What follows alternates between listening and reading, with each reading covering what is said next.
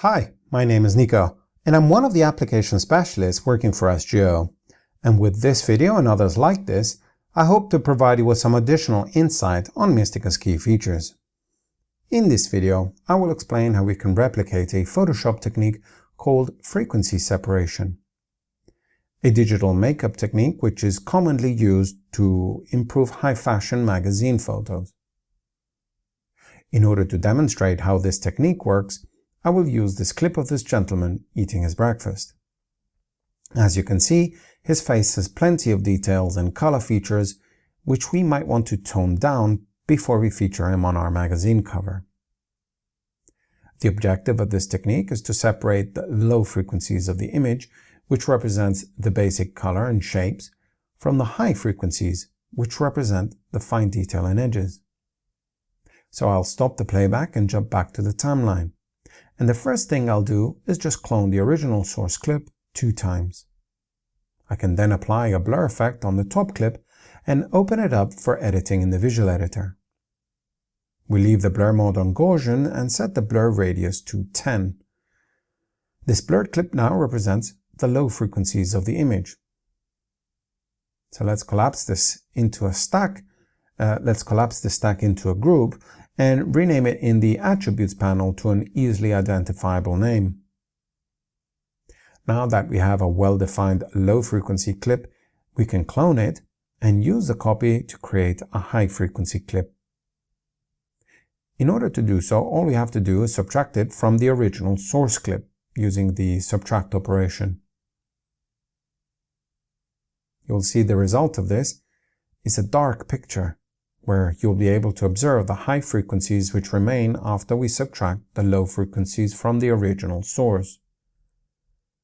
We can now group this stack as well and change the name of this new group clip to high, using the Attributes tab as we did earlier.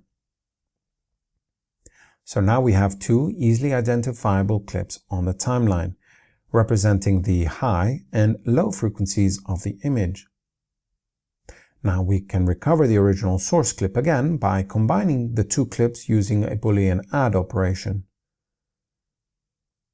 We can easily compare the result of this complex stack with the original source clip below using the evaluation tree of the visual editor. The frequency separation technique actually requires us to isolate and blur areas of interest in the low frequency image.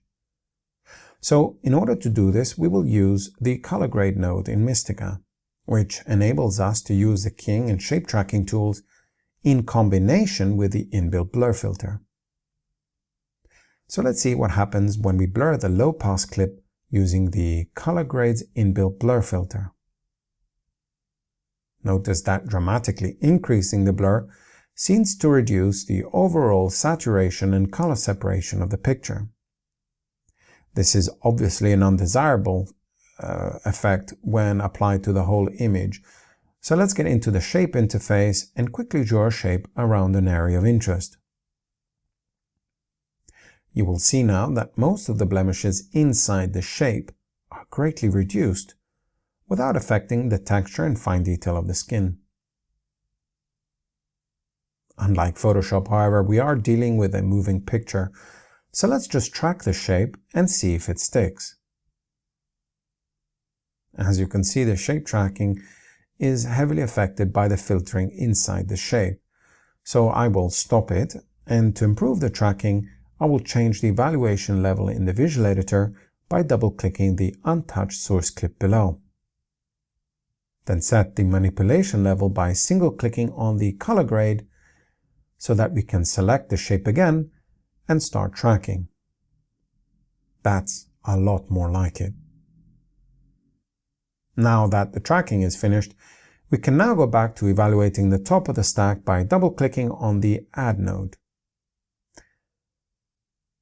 And to better appreciate how well the frequency separation technique is working, we can use a vertical wipe across the original image and the process stack above. And as I move the wipe from left to right, you can hopefully see that the blemishes and imperfections on the face are greatly reduced, and without affecting the skin texture.